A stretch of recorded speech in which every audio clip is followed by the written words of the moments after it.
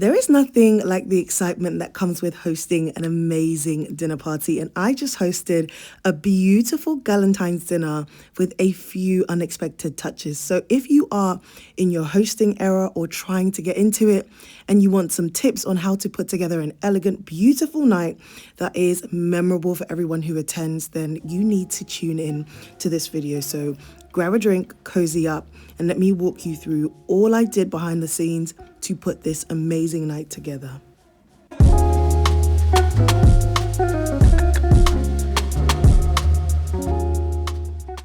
Okay, guys, so welcome back to my YouTube channel, Love Marbie, where we talk about all things home, heart, and hosting. If you are new here, just imagine if Oprah and Martha Stewart had a baby. I would basically be the end result because I love rich, deep conversations like Oprah, but I also love hosting, entertaining, and elevating my home. Now, today we're going to talk about hosting. As you can see on the screen, this was a Galentine's dinner that I hosted, and I loved so many things about it. How I always start is by putting together a Pinterest board, and things don't have to be literal. Anything that inspires you, anything that will give you visual cues and get those creative juices flowing works a treat. Then I like to make notes, detailed notes about how the night is going to go, any ideas that I have. And then I go into creating stationery, whether it's invites. I love sending people special invites. And then I also put together things like a drinks menu for a welcome station. I love doing this. And it's such a simple thing that you can do, but it makes people feel extra special. And that's what you want to pay attention to when you're hosting a dinner party. You're not trying to impress people, but you're trying to make sure, one, you're considering all their needs ahead of time before they can even communicate them to you. But you also want to do little things to make them feel extra special. So in this video, I'll walk you through some of what those things are, but also how I actually tangibly put things together. As you can see on the screen, I'm working with flowers. I do love to go to the flower market to get flowers ahead of time and at wholesale prices. Usually they cost about a third of the price of you going to a florist. You can go to a supermarket, a grocery store, Trader Joe's, wherever it is, but I love buying these wholesale. The only thing is typically with flower markets, you will need to go super early. Mine opens usually from about 4 a.m. But I often get there about 6 o'clock, especially if I've ordered flowers in advance. Now, you may have seen that the theme for this dinner was brown sugar. And if you didn't get the gist, brown sugar is basically, it's a play on the movie Brown Sugar, but just the fact that, like brown sugar, love, sisterhood, and friendship makes life bearable. It makes it a little more sweeter.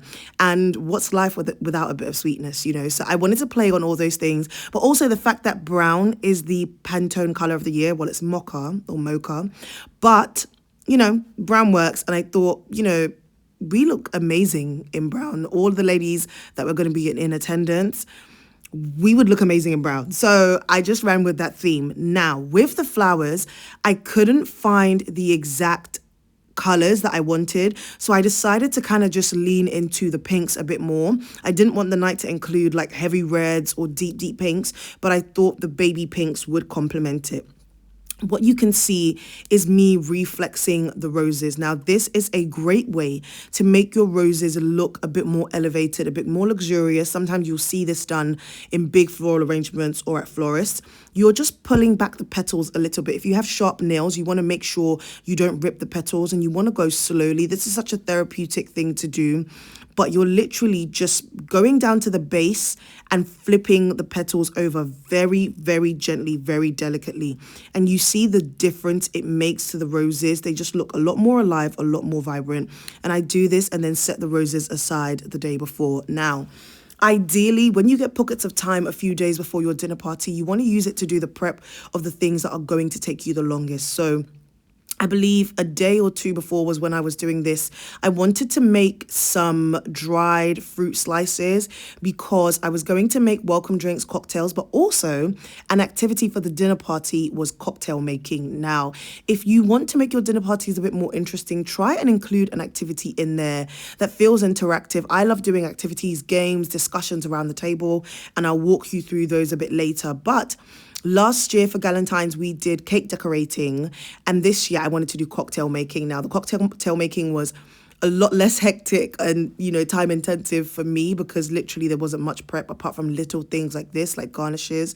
But you slice them up thinly and then you pop them in the oven at the lowest temperature I can't remember the temperature, but you can find it online for about 4 hours, which is a long time. Some people do it in air fryers, I think, for an hour or so. But yeah, I enjoyed having those because I knew I was going to have a lot left even after the activity. Now, desserts, if you can pick a dessert that you can make ahead of time, you're also winning. So I chose to make sticky toffee pudding, which is like my favorite dessert. If I'm out, like the TikToks I've seen online say, like, if I'm out somewhere and there is sticky toffee pudding on the menu, I'm ordering it. It's so good.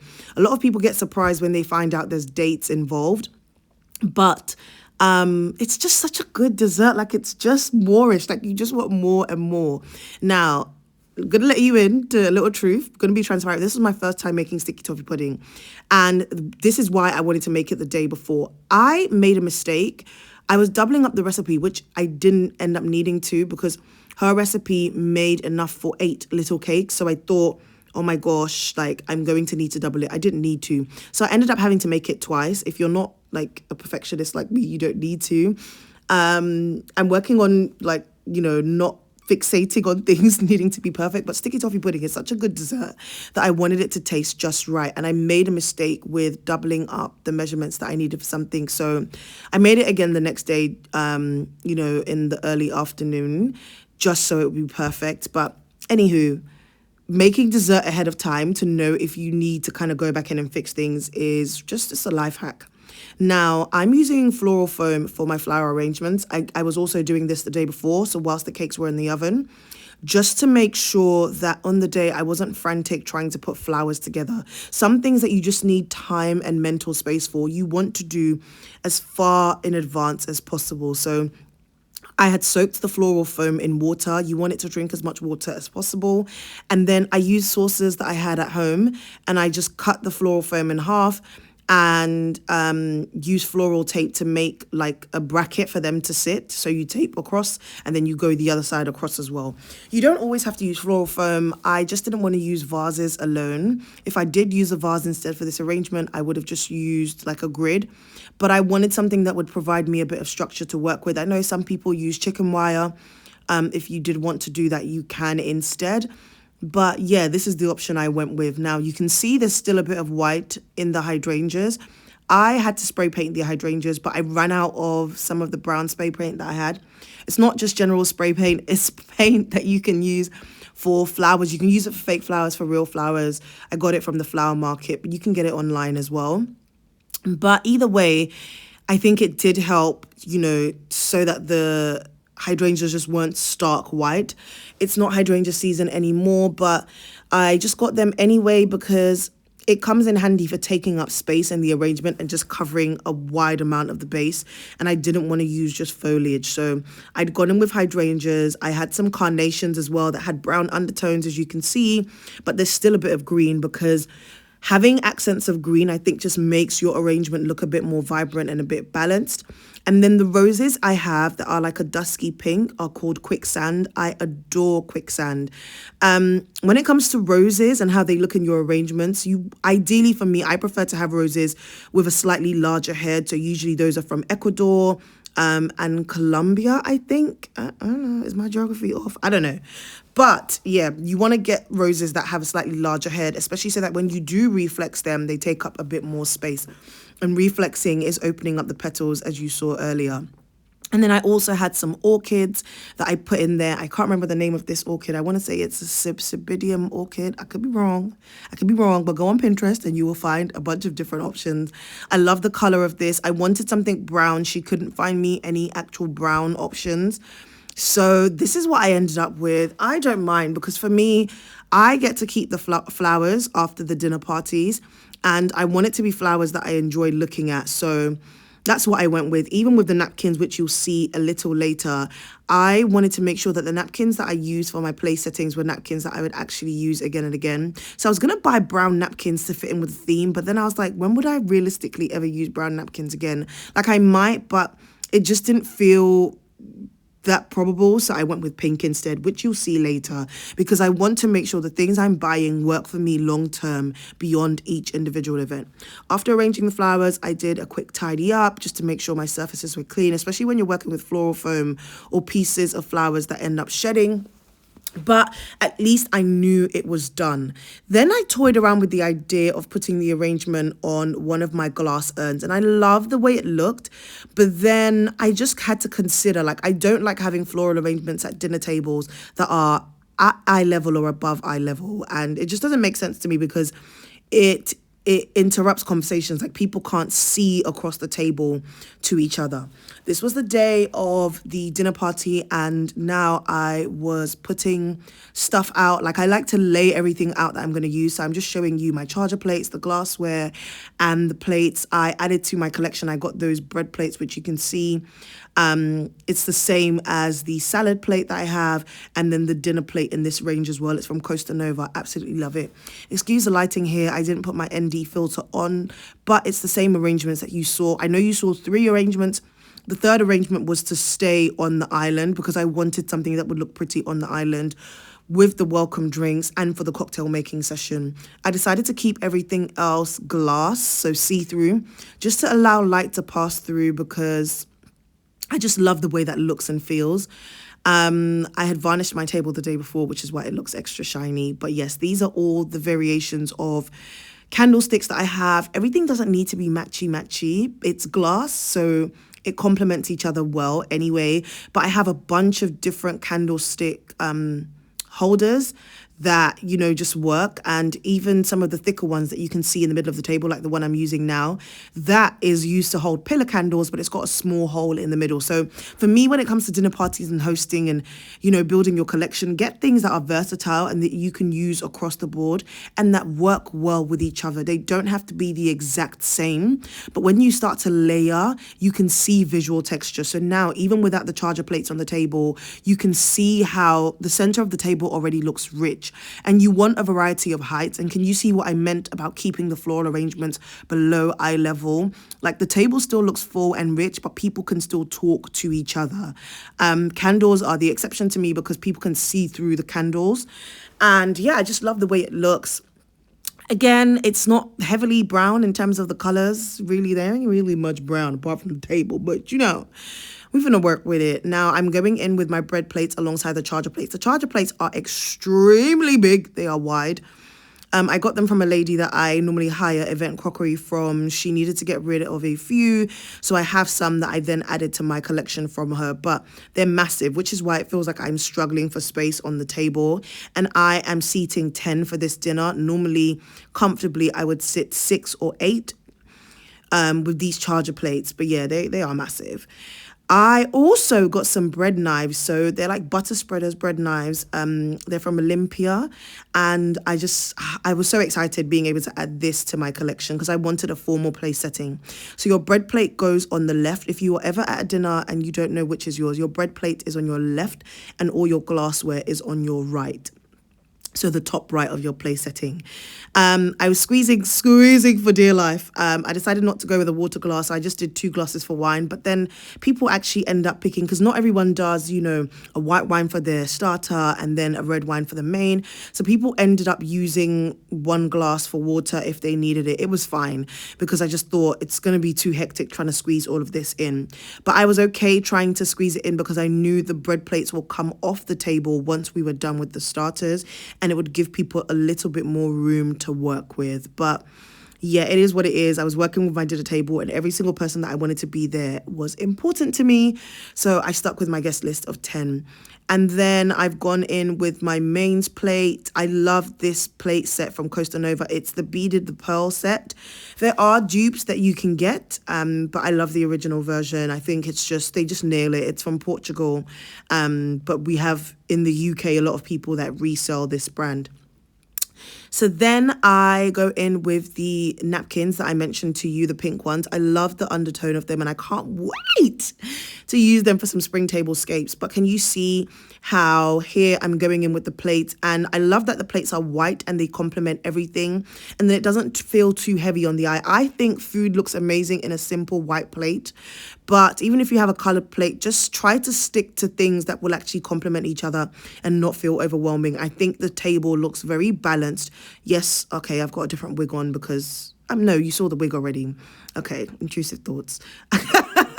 But yeah, I had a Galentine's dinner that was a pixie aesthetic like 2 days after. So I had gone to get my hair done into a pixie cut, which was a bit of a change for me. But yeah, anyway, this is what the tablescape looked like. It's layered, it's got texture, it's balanced. I think it's stunning. Beautiful, if I do say so myself. And again, whenever you're trying to make an an elegant tablescape, you want to make sure there's as much texture. By texture, I just mean different things going on and layers as well, and it just looks more elevated and rich. And then my friend Deborah was helping me out, which was absolutely amazing. I was in a bit of a panic, so I didn't record much of the welcome station, but this is me lighting the candles once guests had arrived and just putting things together. I love being able to light the candles once everyone is kind of just talking and mingling, so that your candles don't just burn down waiting for guests. I love a good tapered candle, and getting ones that are dripless, so they don't drip all over the place and they burn down evenly and just take their time. It's like a slow burn. So make sure you look out for that when you're getting candles. I had put butter on each person's bread plate, which I thought was such a cute touch. And yeah, they could just take as much butter as they needed. And yeah, this is how things looked. I have my little brown dress on as well. Everyone was dressed in brown. Also, I love giving people a color scheme to work with for a dinner party. I never want it to feel too burdensome or, give a dress code that people have to go out and buy things for. But typically everyone had like a shade of brown, caramel, honey going on.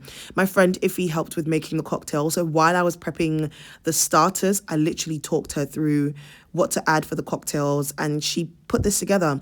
Another tip when you are hosting, don't be afraid to accept help. If people say, what can I do? Tell them, oh, I need help with this, this, and this.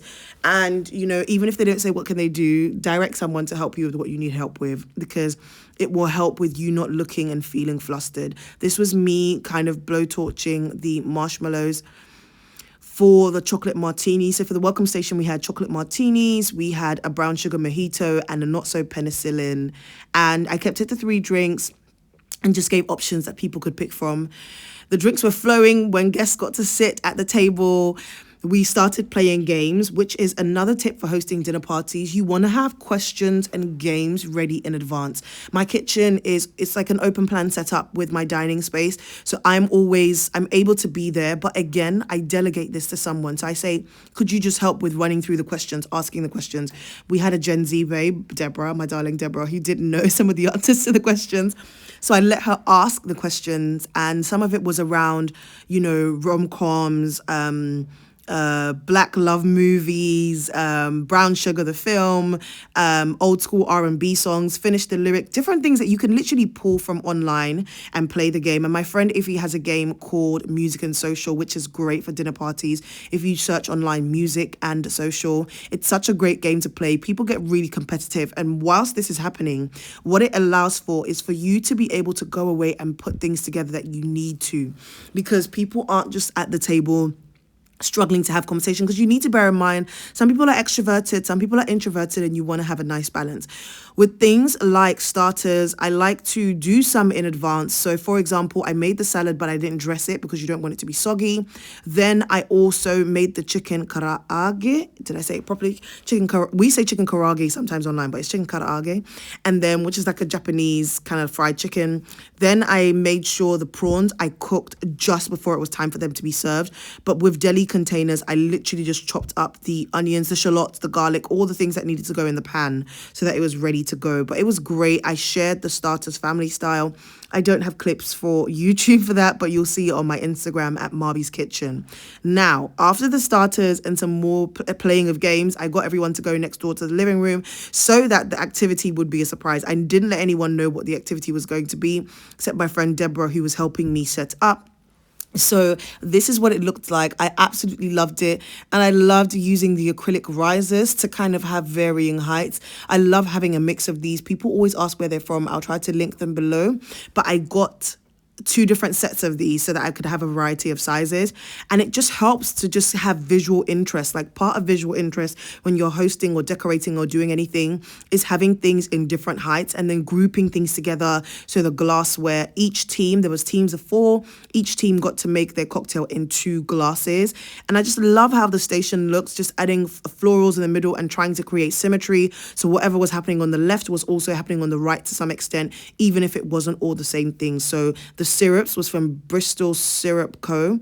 And they were on the left-hand side, and I had some of the mixers from Fever Tree on the right, and then I had the, the spirits that we could use to make the cocktails.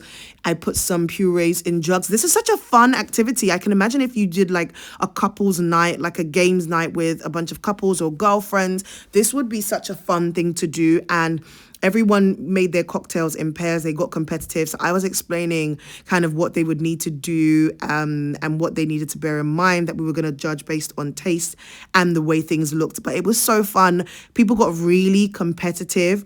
And it was just nice because whilst they were doing this, I got to then go away and work on plating up the mains or assembling the mains, because it was a butternut squash puree that I did with beef short ribs. I could have actually probably made the puree in advance and warmed it up. That's what I would do next time to save me time. But yeah, that was the mains, and it was good because I could just literally let the short ribs cook in the oven low and slow. And then all I did was kind of make a sauce and reduce the sauce that would go on top of it. You will see me serve it, but you can see the girls getting competitive here. It was so fun. I will show the cocktails again, remembering to turn on the YouTube camera. It just gets me because I did not show kind of each person's cocktail, but there are clips on my phone that I'll share with you guys on Instagram. But it was such a fun activity.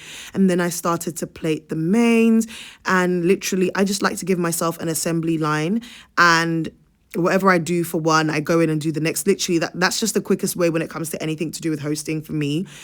Do everything like in succession at the same time. So I put the puree, then I swirl it, then I put the beef short ribs, and I served it with a herb salad. I'd never made a herb salad before. I was winging it. And the one person that dislikes coriander or cilantro, I just omitted that for her, because there are some people, based on genetics, they just don't like it. Then the dessert, sticky toffee pudding. Now, my thing that I've learned, kind of how I learned something with tiramisu as well. Like with tiramisu, you need to let it sit at least ideally overnight or for like 6 hours so the flavors really marry into each other.